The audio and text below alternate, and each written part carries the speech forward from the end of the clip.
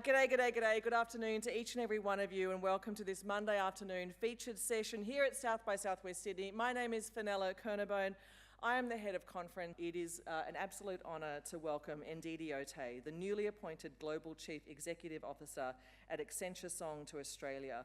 With deep experience leading global creative and technology teams, Ndidi is at the forefront of a really powerful shift, one where artificial intelligence isn't replacing human creativity, but amplifying it. Today, she'll share her perspective on how AI is changing the future of innovation, creativity, and the very nature of how we work and how we connect. And then, excitingly, she's going to be joined by Manon Dave, who is the Head of Propositions and R&D at the BBC and Principal AI Engineer for some pretty global icons, including will.i.am and Idris Elba, for a fireside chat that's going to be moderated by Sunita Gloster AM, who's the Chair of the Diversity Council of Australia, and also, of course, one of Australia's most respected voices in media, marketing, and leadership. All together, they're going to be exploring the powerful intersection of human imagination and machine intelligence, what it means for creativity, ethics, and opportunity in an AI-enabled world. Sounds good? Sounds pretty good to me. That's right. So let's get that clap going. Let's give a huge, warm South by Southwest Sydney welcome to Ndidi Oteh. Thank you. Hello, everyone. Again, my name's Ndidi Oteh, and before I get started, I like to, I always think it's important to know a little bit about someone personally. So my name is actually Ndidiamaka. I would say my nickname's Ndidi, and Ndidiamaka means patience is beautiful in Igbo.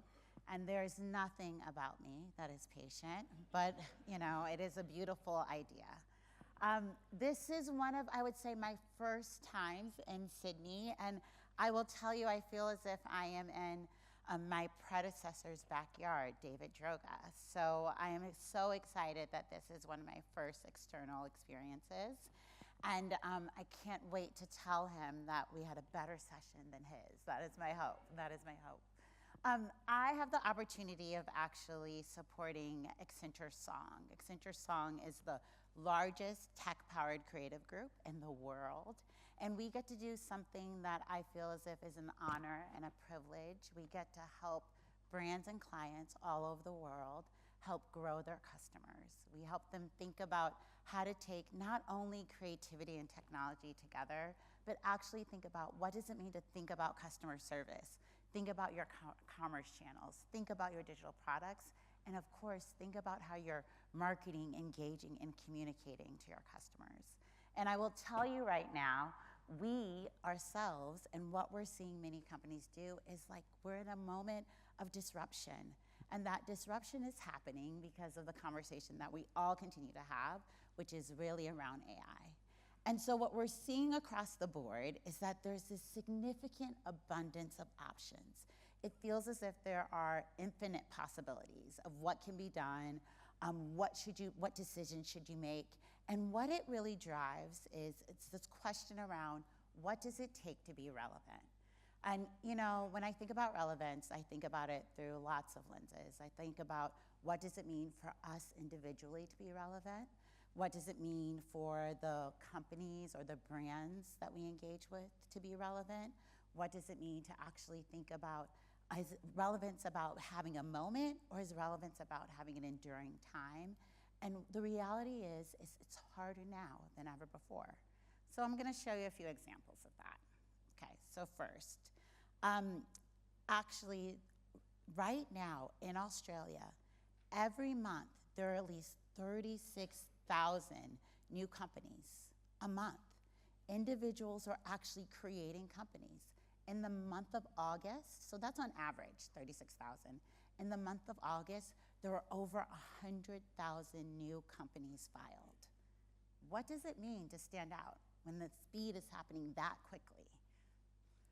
Another example that I want to use, phone cases. So for whatever reason, specifically here, there are over 90 million phone cases. Now, what's weird is that's like 3 times the population, so that either means all of you have 3, or one of you has 6, or one of you has 12, you know? And no judgment at all, but think about what that means. When you're going, why are you purchasing that phone case? How are you purchasing or thinking that you need more than one? And if you are a supplier in that space, how do you make sure that customers come to you first? What do you have to do? Another example, relevance in social. So I don't know how many of you have potentially learned a TikTok dance or know someone who's learned a TikTok dance, but I will tell you there was a time, I remember during COVID, it felt like everyone was sort of doing the same dance, okay? And I'm gonna prevent myself from doing one of them. But now there's actually a new one like every 10 seconds. There are more than 100,000 new trends on TikTok a month. Think about that. So what often happens, and I don't know if this has happened in any of your spaces, someone will mention something. Normally I try and make sure I'm talking to one of my nieces or nephews who like help keep me hip. And they'll mention something and they'll be like, oh, Ndidi, that was 3 weeks ago. And I'm like, okay, that sounds relevant to me. And for them, it's old, it's dead. It doesn't mean anything anymore. That is how quickly we are moving. Another quick example is really, really thinking about what does it mean to think relevance in music. Right now, I'm sure a lot of you have been tracking, or if you're not, there's lots of conversation of what does it mean to think about AI with music. And would you love an artist if that artist was 100% AI? Their image, their music, what does that mean? Even if you like the song and it mimics something that you've heard before. Today, over 120,000 new tracks are uploaded to streaming services every day. It used to be that, at least when I was listening to music, you would be able to get a cassette and I would replay that cassette over and over again, and that would be the most relevant thing. It was about $10, and I remember that being a big deal. And then CDs. I remember it being like, oh, you would open up the artwork, it would mean so much, and everyone would be listening to the same CDs, and you would listen to it from the beginning to the end. Now, with AI, there are songs that I may hear that the reality is I don't know if it's actually a person or a bot. So what does it mean if you're a musician? What do you have to do to drive relevance? So overall, relevance is something that we really believe is critical to make sure that you matter. And there are 4 different dimensions we like to look at. So the first is really around thinking about cultural relevance. And cultural relevance is really about being part of the community. Are you aware of what's happening now? The second is personal relevance. I can't emphasize enough how important it is when thinking about customers. It's about an individual connection. It's not just about a generalization that you may only have in your gut, but it's actually using the data and insights that you can to actually understand the individual experiences. The third is technology relevance. And and I talk about technology actually through the lens of how do you think about it as like a workbench of doing your work, but also how do you think about using technology in the different mediums that exist, with media, through social. Are you actually relevant in the right spaces? Does it matter if your medium doesn't touch digital at all, or if you say we offer a great product, but our app is bad, and our site isn't great yet, but our product's great? You're not actually relevant. And then the fourth is industry relevance. You have to be relevant in your industry. One thing that we know is that customers aren't going to choose you just because you thought it was a cool idea to get into the space. And so when thinking about what does it mean to be relevant, if you're running your own company, if you're driving a brand, you have to make sure that you look across those 4 dimensions. But I will tell you, to sustain the relevance, there are 3 things we believe you have to do. The first is your business has to be ready. It doesn't matter if you have the best idea. If you can't execute it, all it is a really great idea. And I will tell you, a lot of people have a lot of great ideas. You just have to make sure that you know what the work is, you have the right talent, and that you're really clear about what's the technology and the workflow you need to have in order to get the work done. The second thing is authentically reinvent. So you have to be true to who you are, but you also have to evolve. You know, I think sometimes I'll have conversations with different CMOs and they'll say, oh, well, you know, we were gonna reinvent, but this is who we are. Well, your consumers have changed. And so if you're not willing to say, I can still remain authentic and I can, you know, keep the main thing, while also evolving to where I need to be, you're not really ready to remain relevant. And the third, which feels like really silly that we've been talking about forever, is really through the lens of making sure you focus on the customer. You know, I think a lot of times, especially in the conversations around AI, we spend time talking about the it versus the purpose. And the reality is that AI is never going to automate what you actually want it to automate when it comes to what's special and what matters. And so with that, the human becomes critical.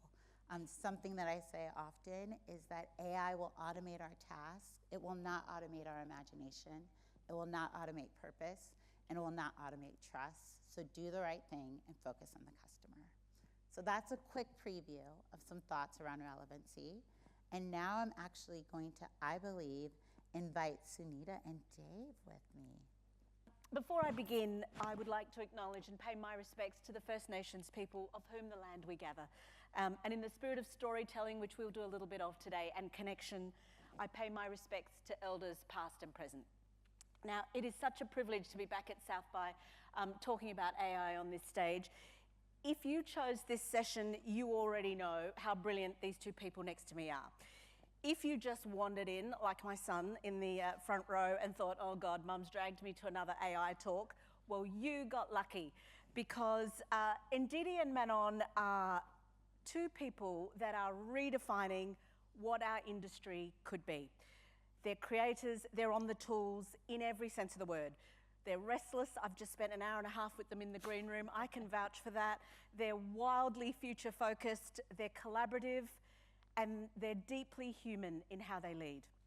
Now, Ndidi, as she has introduced herself, heads Accenture Song globally, the world's largest creative technology company. And her brief, not a small task, is to keep reinventing that business, to come together to deliver experiences at scale profitably. Thank you, Ndidi, for kicking us off. Now, I'm going to linger a little on Manon Dave, my friend over here. His bio should simply read 3 words: human, creative, and limitless. He is bang average at everything. His words, not mine. But through technology, he has been able to literally superpower himself across the entire creative process.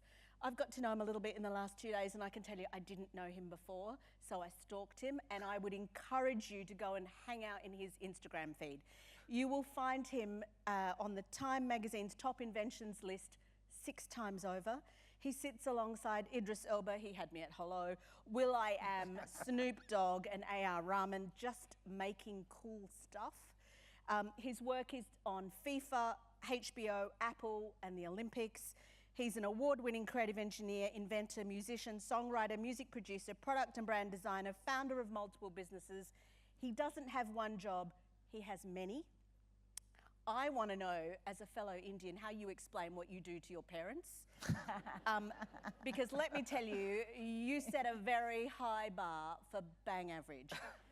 If you are not planning to come back to South by Southwest tomorrow, change your mind. He's on at 1:45 tomorrow afternoon. I don't know which stage, it's in the app. Do not miss it. So the gift I'm going to give you today is 40 minutes with 2 people that are going to give you their worldview on that first point, Ndidi, which is, have we got the right talent? Have we got the future workforce for what is shaping this industry? I know what is in the bottom of every person's gut today is, what next for me? How do I keep adding value in the world that you two see ahead? So I'm going to take your theme of relevance and we're going to bring it here. Now, every good panel needs a walk-on music track. So I'm going to start, everyone needs an icebreaker. Give me the track that you would have walk on to, and you've got to give me a why. Like, is it a lyric? Is it a beat? If you sing it, there's a bonus point. There'll be no bonus points. Okay. Just to be clear. Let's go, Manon. Yeah. Mine is probably this is a deep cut, actually. Well, not really. It's Virtual Insanity by Jamiroquai. Oh, You that's guys a know classic. it? Yeah. Yeah. It's classic. That's It's a classic. good I had to one. say that for my muso friends, but really it would be Dead Prez hip hop. That's also a good one. but Virtual Insanity specifically because, I mean, yeah, if you ever needed like a Nostradamus moment bridging music and tech, then that was it, right? Like that's, I mean, the lyrics are pretty insane. It's kind of everything that we have heard this morning between Mo and Ndidi. Everything that everyone's been talking about so far at South by Southwest is somehow in a kind of dark but jazz optimistic way of, and probably what sounds like a lot of mushrooms were taken in at the time. Yeah, really cool way of representing the current times. Thank you. How about you, Ndidi? That's good. That's a really good song. It's still good. It's still good. Like your walk-on song has to be a song that's still good. Yeah. Like that. So, you know, I'm gonna give two as well. So one that's classic that gets approved no matter what is like Bruno Mars. I like 24 Karat. Like it's good, it's poppy, you know. He's great in concert. It's really groovy. One when I'm feeling still in the same mode, but a little bit further is this song by Beyonce called Freedom. And there's this lyric that I love that she goes, "I'ma keep running because a winner doesn't quit on themselves," and that is my jam. So, yeah. Fabulous. Thank you. So I like to give the audience a little bit of direction of where we're going. I think there was a QR code, or maybe you scan something, and if you want to ask a question, I don't know where the QR there, code. right there. Oh, it is there. Great. There's a QR code. If you want to ask a question, please do scan it, and it'll come up on my iPad, which I'll reach for in a minute. But we're going to talk about what lies ahead. We're going to talk about you, the individual, and we're going to talk about access. So let's go in hard. Let's talk about the future first. And I don't mean tomorrow. I mean, like, what do you see 5 years? It has been said that creativity is under duress, Ndidi. Is it? So, you know, I will tell you, I think if you believe in creativity, creativity is always under duress. Like, I actually think part of being a creative is that you have to spend time every day thinking about how are you going to make your work better, how you're going to make sure that your work matters, and how are you going to make sure that your work drives impact and it's something that you believe in. That hasn't changed. What has shifted is we now have technology that has completely advanced what historically we've called good. So there is this component of, you know, it used to be really easy to say like, oh, you're really bad. And then there's a few people who are good, and then there are even fewer people who are excellent. What AI does now is that it makes a lot of things that were just really bad get to good. But it doesn't make a lot of things excellent. And that's the piece that human ingenuity is still going to be critical to make sure that we drive excellence. And, you know, I think we agree here in regards to, I actually think that as creatives, you should be embracing AI and seeing how you can play with it and create with it and develop new things. Because my hope is that AI is going to take away some of the things that we never loved, and maybe a few of the things that you did, but this means you can do something different that no one could do before. So I really see it as a catalyst for growth and possibility than really about it all going away. Manon, when you give us your take on that question, I'd love you to think about if you had a magic wand, what would you wave to create a wish to make us embrace unlocking creativity through technology faster? Well, as an industry. Yeah, well, I mean, so my mom thinks I work in IT. That was good. I knew it. I kind of do, I suppose. That's basically how she explains it to everybody else anyway. And I think that, you know, when I was choosing what university course to take, I've always been a passionate lover of music. Anybody who follows me will know that. And I basically think this entire career arc is an excuse to try and just make a bunch of music. But my dad told me at the time, he said, I'd gone to him and I said, I found this course. It's at the SAE Institute in the UK at the time, and it was I think the first sound engineering course that was, you know, like a real degree. So I took it to him and I was like, it's got engineering in the title. He's going to say yes, surely, right? And he basically told me that if I wanted to like busk at the local tube station and pay the rent, then I could do whatever I wanted. But if I want to live under his roof, I got to go do software engineering. So I did. I went to Kingston University. I did software engineering, never learned how to play the guitar. And I think through that process of being at university and doing software engineering, and just as somebody who's so desperate to find the creative kind of apparatus within whatever I'm doing, I found, and I was good at, I was in touch with technology. I was always good at messing around and learning things through just using them. I quickly started to realize that actually I can be creative with this tool. When I had two left hands and couldn't play the guitar properly, or tried my best to learn the piano but just couldn't read music notation fast enough, I found a completely different means to create music visually through almost pixel painting. If anybody knows about computer music, there's this protocol called MIDI, which is what we use to actually program music into computers. How all the music you listen to on the radio is, large chunk of it is made now. And when I discovered that, it was like a window, a portal, if you like, into this alternate universe where actually I can make music as good as Jamiroquai by just using my mouse and drawing little dots on the screen. And the truth is, that arc did bring me to where I am, sitting here with you fine folks and being able to have a career in this. And I guess the moral of the story there is really technology has been the great enabler. It always has been in virtually all industries, including creative. Yeah. And I think we have to make sure that we encourage folks in the industries, even if you're a professional in those industries today, to continue to see technology as an enabler for you to compete and for you to be able to, as Ndidi rightly put it, go from being bad, or I call it bang average at most things, to kind of leveling up and being able to at least spar with the folks in your organization or in your community who are great at those things. Being able to share an idea, and I think in some ways it's a translation layer, if you like. So Ndidi, if you take us back to the top of the tree where you run Accenture Song globally, and the language in most boardrooms at the moment is, four themes. It's where do I find value creation? How do I put capital to the best use? We need more effort on workforce planning, and how fast can we go? When you think about those four things and how you shape Accenture Song into the future, what do you think is the biggest, change or the challenge that you're going to have to lean into to get us future ready? So I will say there's one thing is really, within Accenture Song, we talk a lot about change the work, change the workforce, change the workbench. And the changing of the work is really about, we sometimes have nostalgia for things that, again, we probably never loved doing. It's just what we knew. And now there are tools, technology allows us to take some of those away.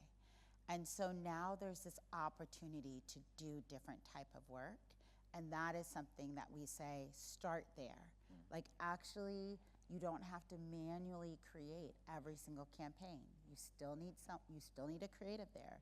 You still need the right conversations there. But actually, a tool can do that for you, and now you can focus on something else. So make sure that you're changing the work. There's a little bit around evolving the workforce, and that to me is actually really about how are you upskilling and how are you making sure that you have individuals that this era is really about shaping the future. And you need people on your team who want to be a part of something that you likely have never done before. And you have to look around your leadership team and say, do I have the right workforce and the right talent to get after that? And then the third thing is workbench. And workbench is really just through the lens of what technology are you using to do your work? What ends up happening sometimes is a lot of companies, so 3 years ago, there was still a lot of fear about AI. So some companies who are leading were like, oh yes, I'm going to use AI. Some weren't. And now that's not the case at all, but a lot of people are in pilots, these circles of pilots. And the reality is they're not seeing the value. And so they're saying, hey, I invested in AI, but I'm not seeing the value. And what our argument is that pilot didn't actually drive value. You made the pilot the thing versus, you know, I mentioned earlier, keeping the main thing, and that's about the customer and really making sure you're driving value towards the customer. So actually, if you make sure and sort of rewire how you think about use cases and pilots, and actually make it about how am I taking my best creatives and my best technology and actually driving value through the end-to-end customer experience, and I have a workbench to be able to do it, that's how you're gonna drive growth, and do it quickly.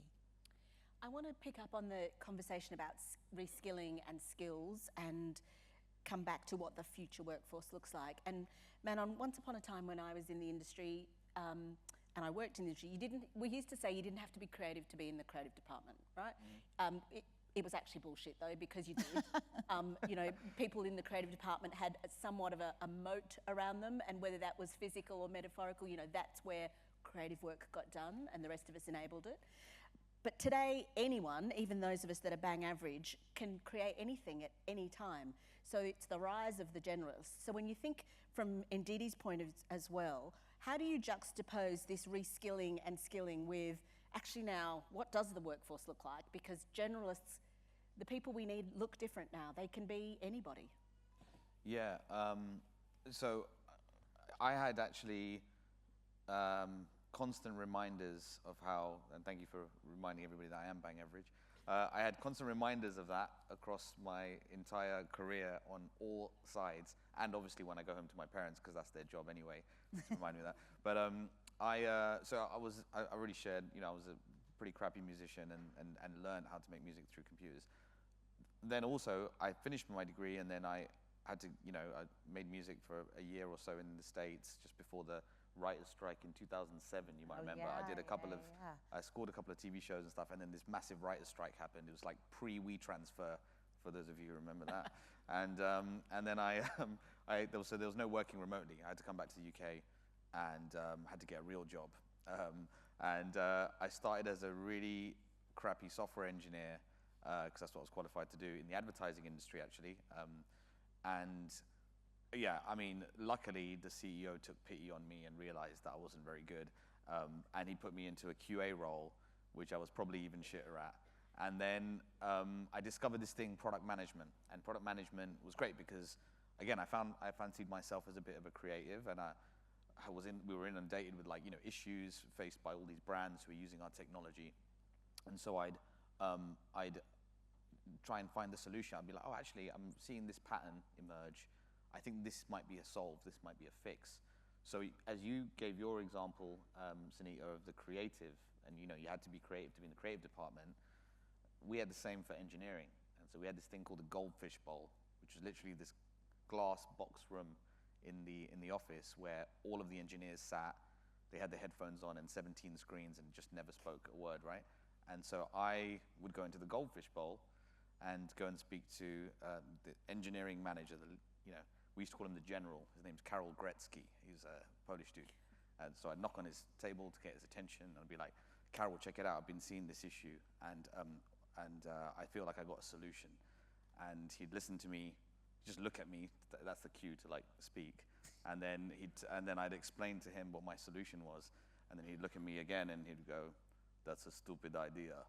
And then put his headphones on and continue working.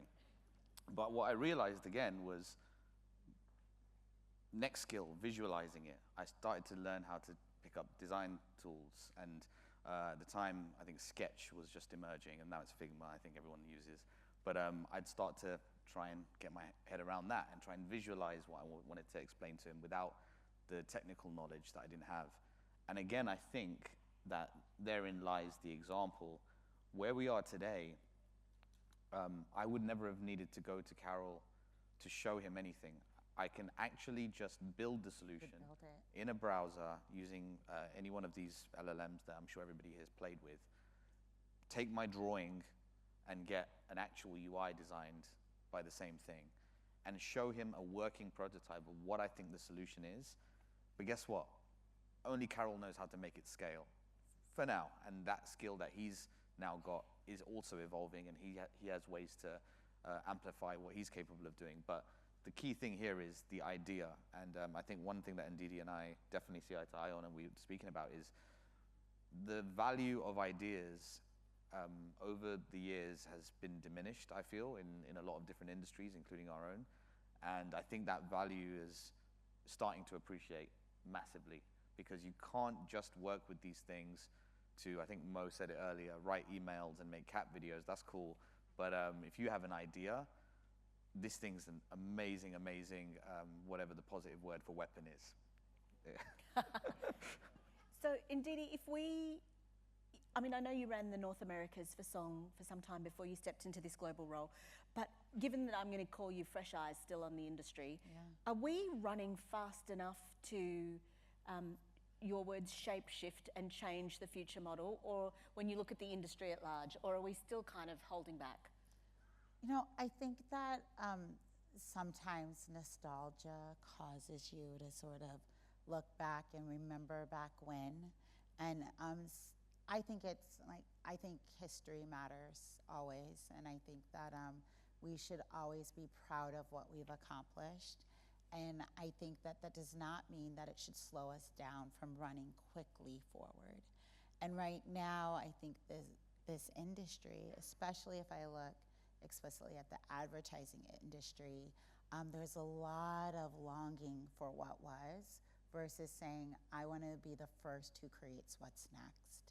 And so the conversations around AI, it is going to be about who embraces it first and who gets there faster. And I think one of the things that's really important that Dave, you mentioned is there's a little bit of also, it's not just about getting the like high level design, but actually what does it take to scale? And that is about technical architecture. And so if you don't have that, that actually what you're doing is just fluff. It is just an ad. And so I would really, really encourage, I think the companies that are gonna matter in the next 2 years are the ones who are embracing technology, who are saying, I'm gonna use AI to do something that we have never done before, and I'm gonna make sure my creatives and my leaders are operating in an inclusive environment of different ways of working versus exclusive. So let's talk about the individual. You brutally say you either grow into the future or you shrink into the past, and that you're responsible for your own career, whether you learn or grow.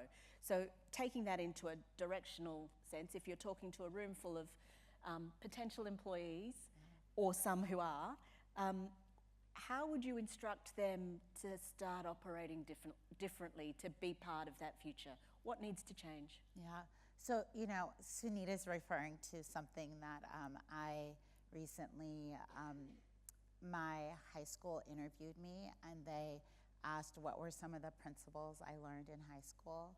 And I will tell you, I have a Nigerian father, which means that I am not relevant unless I'm a doctor, and I am not a doctor. So really? I was never going to. Imagine, sorry to interrupt, imagine how shit this panel would have been if it was a doctor and an engineer.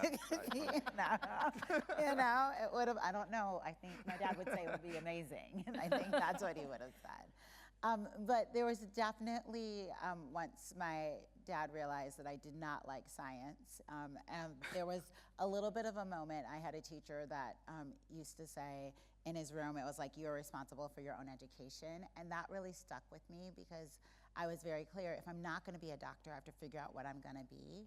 And I've really taken that same statement from a career perspective, and I really believe you are responsible for your own career. And sometimes I think, and my team has heard me say this, we're always looking for someone. We're looking for the person who's gonna inspire us to be the next thing. And we're looking to see a little bit of, we're looking for the Calvary, and we are the Calvary. And I think you are the Calvary. And like you do that by partnering with others, by building communities of people who also want to help change the future. But it does mean you have to go and learn it. You have to spend time experimenting. You have to spend time taking risks. I think you going into the goldfish, you know, room, gold, like that is like, you know, that was you taking risks. Like you had, like that's you being responsible for your career and testing and trying. And I would just encourage, I don't think we talk about that enough. And I think sometimes we talk about it through the lens that the only way you can create is if you are an entrepreneur. But I would argue you can do that at any company you're working for, because everyone wants to deliver something new and deliver growth. So Manon, building on that, what would you tell young Manon today, apart from pick up the guitar if you're going to learn to play, but what would you tell him to do now? Do you know, it's, first of all, I'm massively honored that I even get introduced as a creative. Like, that's a dream come true for me. But what I would definitely go back and probably tell myself is that it's okay to also be a curator, and curation is equally as important, and in today's world, if not more important in some ways, or certainly more difficult, you could argue, than creation. And as a creative, I'm not belittling the work we do, but I definitely think there is something in the ability to curate which makes it ever more important in this era right now. And I guess when it comes to music's a great example, right? In music, anybody who's like, I'm a hip hop fan, so it's like Dr. Dre. Maybe I should have pursued my career as Dr. Dave, but yeah, Dr. That's actually asked to get. Yeah, there's Dr. Dre and the Timberlands and even Quincy Joneses. I mean, Quincy Jones can play a bunch of instruments, but you could argue some of the other guys, they couldn't or they don't. And yet it doesn't matter how much of a virtuoso musician or piano player or lyricist or whatever you are in the room with those folks, they just hear it different, and they just know how to put the puzzle together slightly different. Oh gosh, I'm trying to fight the urge to do this, but I'm going to do it. All right, I'm going to demonstrate this. Can I demonstrate super quick? Sure. Okay. First of all, please don't leave me hanging. I'm about to start singing, and I can't sing. So, but you'll know when to come in, and then I'll quickly explain, okay? This was not You right. are Sorry. my fire. Oh boy. One desire. Yep. Believe when I say. There we go, there you go, there you go. That shit doesn't make sense. You are my fire, the one desire. Believe when I say, I want it that way. What do you want, and which way? You know what I mean? That's Max Martin. Max Martin is one of the greatest, arguably one of the greatest songwriters, producers of all time. Virtually everything from, if you know that song, then you definitely know all the songs, right? Britney Spears and Christina Aguilera and Backstreet Boys, and until today, the David Guetters and all those guys. It doesn't matter what the lyricist said, the person who speaks English better than him, he's Swedish, by the way, what the musicians say, I want it that way. That's just a small example of why the curators matter. And last thing, the great philosopher Wayne Carter, aka Lil Wayne, said, "Real G's move in silence like lasagna." Right? That You know the line? is so good. The G it always hits. The G are generalists, and the lasagna is the creative industries. So yeah, there you go. So the elephant in the room, Thank you, by the way. Thank you. Yes, good job, everyone. Thank God we didn't sing "We're Mic'd Up." Oh, I wasn't going to. Oh, you weren't. I was very committed to that. The elephant in the room, though, is when we talk about collaboration. Both of you are fundamentally on the right side of we need the human touch and creativity. We've heard that. But I want to push on that, because how that is being operationalized today in a world that's dominated about conversations about speed, automation, and efficiency is where the rub is, right? Tell me what that looks like. Is it that, and Ndidi, come first, is it that there are just less of those human touches that we need now than what we did? Is it like building that IKEA shelf where you always get some, screws left over even after you've built and you don't need those anymore? Or is it, tell me what does that look like really? You know what I think is really interesting whenever we're having the conversation is I really do feel as if we lose track of the outcome of the main thing. So we start talking about the tasks as the work versus the outcome as the work. And so when that happens, we do focus a lot on the tasks. And one thing that I'll just give a really quick example that I reference sometimes is, there used to be a time where you would write a check in order to get your money. or if you were going on a road trip, you would print out the map, you would like get all your snacks, and you would try and drive and hope, and someone would just be waiting for you to arrive, and hopefully you read the map really well to get to where you needed to go.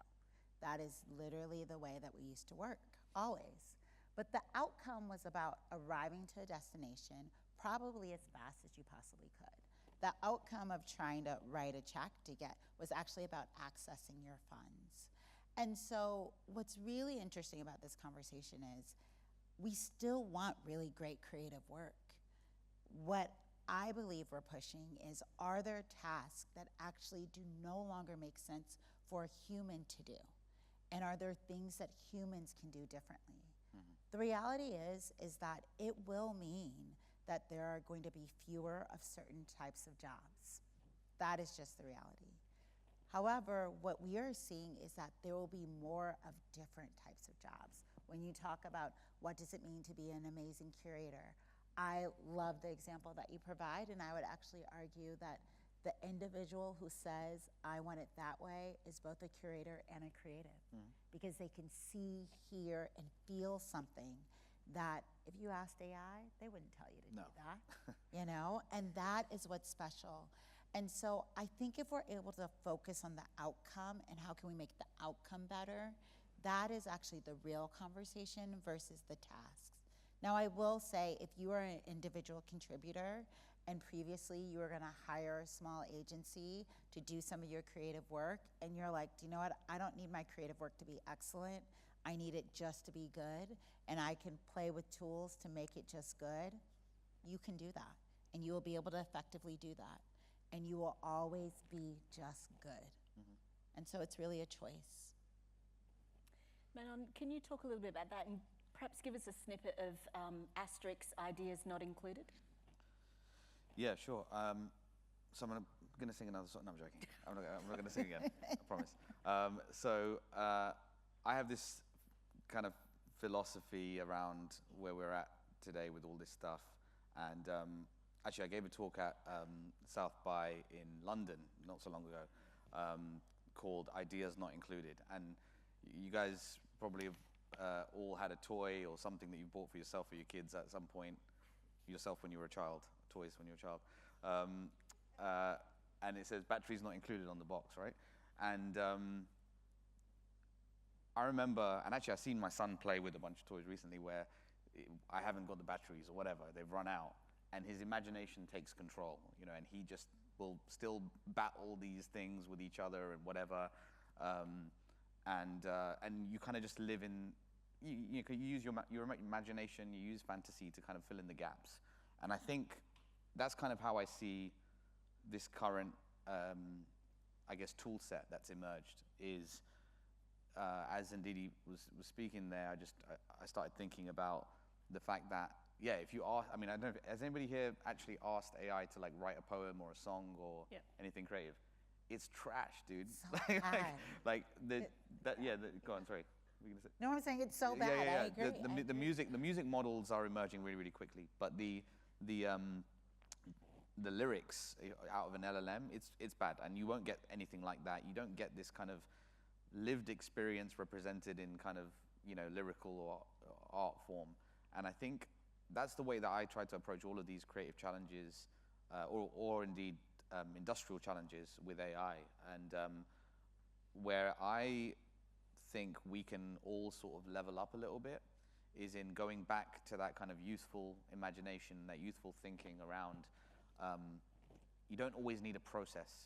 You know, it's just the stuff that makes sense to you, these kind of disparate ideas from pop culture to fintech, that when you think about the fintech thing through the pop culture lens a little bit, as if, you know, and you're able to draw these comparisons that otherwise don't exist. And one of the ways that I help my son learn about these things, for example, is he was facing, you know, typical school kid drama in school the other day, and the way I tried to explain to him how people are different and how people can be treated different is through what he loves, is just Pokemon. And we have this bedtime story thing that we do when we get bored of the books, which is quite often, where I pull out one of the AIs and I'll ask it to tell him a story about something that's happening in his school day or in his life, but through the character universe of Pokemon.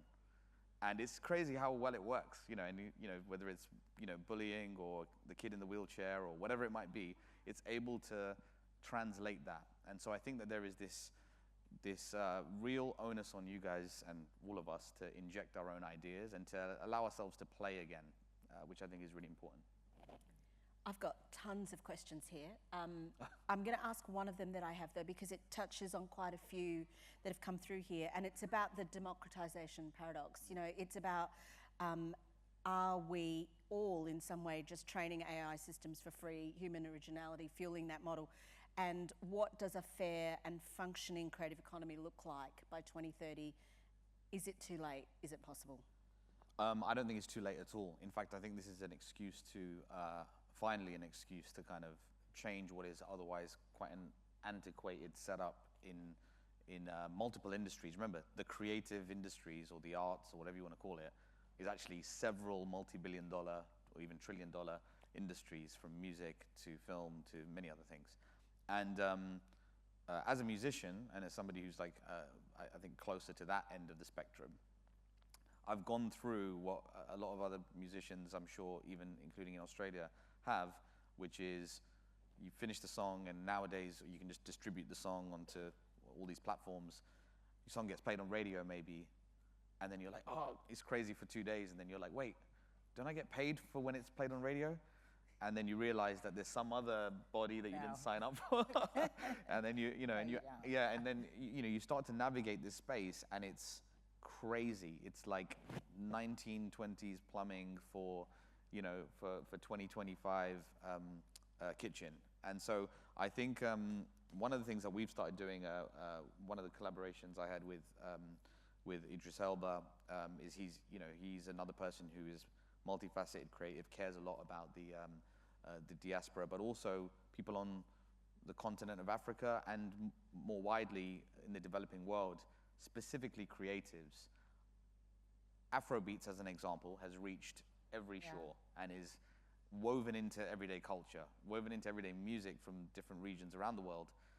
Yet there are people who are the Beyoncés and the Jamiroquais and the Jay-Z's of Afrobeats in Africa who simply can't get onto the infrastructure. It doesn't exist in some parts of where they are. And or if they want to trade externally, they can't do it even as something that they're exporting out of the country. So we built something called the Kuna Wallet, and that's using the blockchain technology, but no crypto stuff, all of the tools within blockchain to prop up, if you like, on rails, a creative economy of tomorrow, a digital wallet that allows folks who maybe don't have national identity or passports or bank accounts to still create and still earn and still trade on the continent and also outside of Africa. And this is just one example, I think, of ways in which entire industries can shift. Absolutely. And one thing I would say about that is, in some ways, I actually think what technology has done is it has actually provided more access. And I will share with you, a tool has never been the thing that prevents us from being inclusive. That is a human decision. And so I really do think that part of that is, with technology, we are now able to include individuals who would have never had access. And some people will also decide with technology to make it more exclusive. But that is a decision point. It's not the tech. I'm going to just hang on to that for 1 minute, Ndidi, and ask you, because it's been, it would be remiss of me not to ask you what it's like leading song incorporated in the US in a year that we have had. It's been a quiet year. Has it? Just, hasn't no felt big like that things. here. Nothing interesting has been Tell me happening. how you've led through that.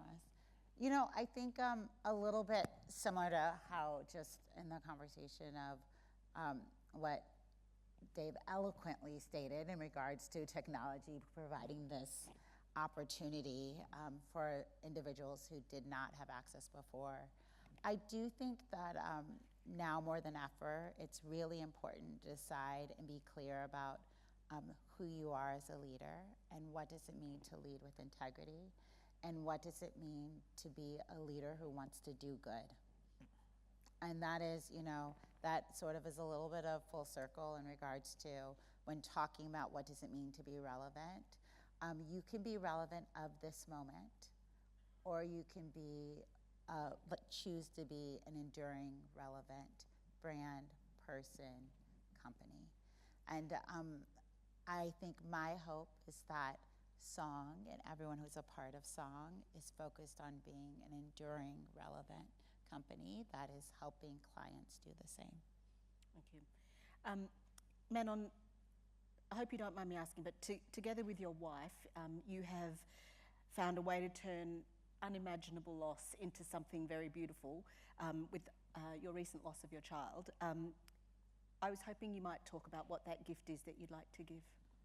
Yeah, thank you for sharing that as well. But yeah, my wife and I lost my daughter Maya shortly after she was born, and really to Ndidi's point, it kind of puts a lot into perspective and starts to get you thinking about, this really crazy high point in my life and career where I just sold my business and was doing the laundry list of things. Thank you, Sunita, for sharing earlier that I was working on at the time.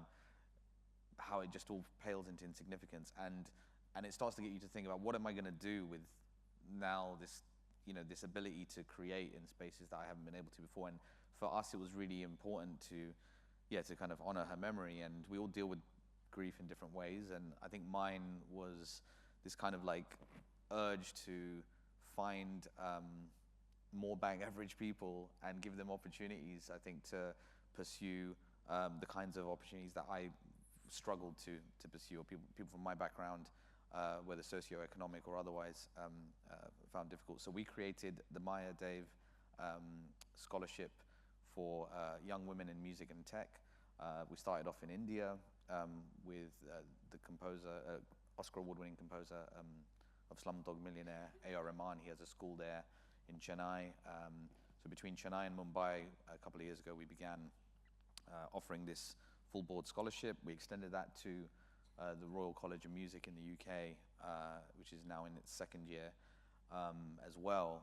And then, with a bit of digging, found out that actually it was insane to me, really, when you think about how many prestigious organizations there are and institutions there are, that there isn't a scholarship or a fund or an award of that kind that's global, that's on every continent. And so that's become our new mission, and hopefully, I'm trying my hardest, and we're in talks to bring it to Australia as well. And yeah, that's kind of our goal, is in the next couple of years, only however many continents, it's only going to be a couple more years, and hopefully we'll have it worldwide. So, thank you. Thank you. Thank you. Reading through these questions, we really haven't landed with the audience the need for collaboration with technology. There are a string of questions here about the creative ecosystem, about are we competing against work created with AI, what will distinguish human artistry in both creative product and music. So we haven't landed that as this panel. Is there something you wanted, something more we can add here? I will say that there is going to be a little bit of a competitive nature. I mean, that's just the reality. There's absolutely, in the music industry, there's examples already of, AI-driven artists where the music sounds a lot like that, your favorite jam and back in the day, and you're like, oh, this is sort of sing-songy. I could like this. I could love this. I think that is an appropriate concern. I think that we just really have an opportunity to take that energy and do everything we can to focus on the human parts that really make it special. But it will be more competitive than ever before. I've been in scenarios where a client has asked me a question and they said, before you answer, I'm gonna pull up Claude first. And then they said, give me your answer. And then they read what Claude said. And I will tell you, we said the same thing, except I said one other thing that Claude did not. I was able to talk about the 10 other clients where the same work happened and what went wrong, why it went wrong, what the leaders did, what were their behaviors. I was able to provide context, human context, that at that time, that AI tool could not. And so that means that we will all have to get better. That is just the reality. But what I do believe is that humans, like, we're still gonna win in the end. I'm gonna prep better for my Accenture interview, that's for damn sure. I think, you know, the example around the models being trained on existing works, and it's been all over the news. I know in Australia it's been a topic for government actually in the last few weeks. This is something that, you know, you're living in fantasy land if you think that getting the permission is something that's still on the table. These models are trained. Yeah. They're trained on YouTube. It's done. Like, it's donezo's. Usher exists. Usher LLM is coming. You know, like we're gonna have a bunch of ushers. But the truth is that what it does, in some ways, kind of usher in. Oh, I see what I did there. Like, I know. Oh man, I know. shit, I'm on fire. I would love a song next. I would love a song next. I love it. No. OMG, no, it's not gonna happen. It's not gonna happen. It's not gonna happen. What it does allow us to usher in is this opportunity to actually, and it's on everyone's lips at the moment in all the creative industries, is this word attribution. And it's about being able to fairly compensate creatives for the work that they've done, not just that they've done and released, but now the work that they are inspiring, right? And I think there's been many cases in the industry. Anybody who follows music might have seen cases in the UK with Ed Sheeran and Dua Lipa and Elton John, massive cases. And those were them just being inspired by listening to something and trying to, you know what I mean, catch a vibe and catch a riff and whatever. Now imagine that at an industrial level. So a lot of the work being done in watermarking and fingerprinting technologies, and again leveraging things like the blockchain to attribute kind of creative output to the multitude of artists that might have inspired it. That's all stuff that's happening. It's an entirely new industries are going to be erected off the back of this, and that's important to remember. Yeah. So we're out of time, but I'm going to ask you one last question quickly, is give the audience a gift. What would you encourage them to read, listen, watch, that you think is something to kind of inspire them and keep them growing? So I will say, and this is old, sorry, but I think that we have to keep appreciating, enjoying, and watching art. And I think that we also have to make sure that we're really excited about the art that we see, that we apply our money in that direction. Last year, I saw a movie that I loved. I just thought was beautiful. It was Sinners, a movie called Sinners. And like, you look at it and the shots are beautiful.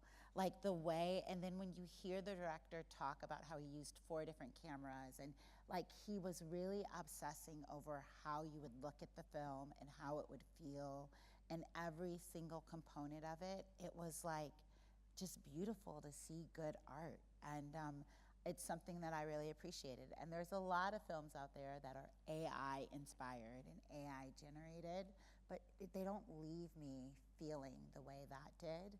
So if you haven't seen it, it's a great movie. I would recommend you check it out. Manon? Actually, mine's also a movie. It's called The Harder They Fall. It's a movie. It's a Western with an all-black cast, shot here in Australia, actually. Idris. Yeah, with Idris Elba. Yeah, he stars in it. And I had no idea. If you watch it, you'd have, maybe you guys would know it's shot in Australia, but I certainly had no idea. And it's the reason why I mention it is because James Samuel, who's the director and writer of the film, he's the brother of Seal. If you guys know Seal, I think Seal was on like TV here or something on one of the talent shows.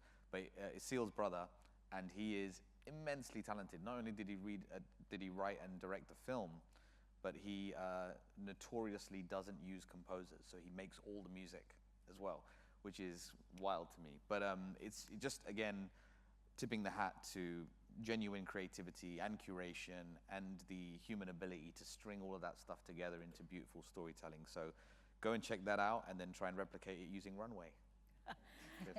Please join me in thanking Manon and Ndidi. Thank you for having us.